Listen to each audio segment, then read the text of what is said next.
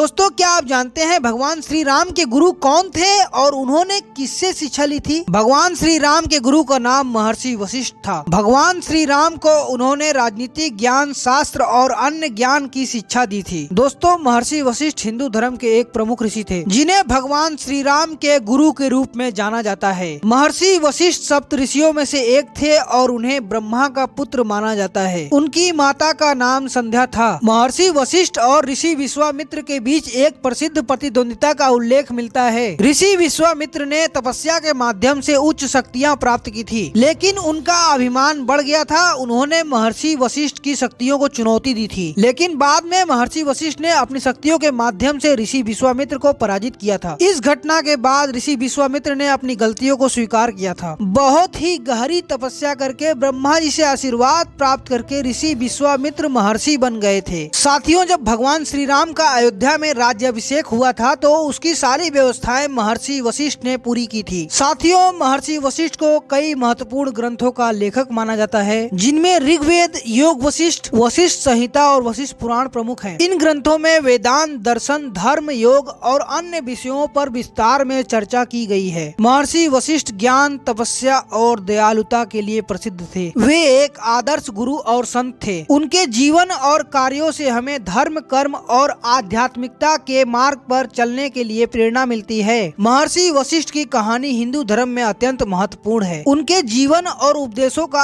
आज भी लाखों लोगों के जीवन पर गहरा प्रभाव पड़ता है। महर्षि वशिष्ठ के जीवन और कार्यों के बारे में कई कहानियां और किंवदंतियां प्रचलित हैं। सप्त ऋषियों के बारे में और भी विस्तार में जानने के लिए हमारे चैनल को जरूर सब्सक्राइब करें। हमारे साथ अभी तक बने रहने के लिए आप सभी का बहुत बहुत धन्यवाद। फिर मिलते हैं अगली वीडियो में सप्त ऋषियों की कहानी के साथ।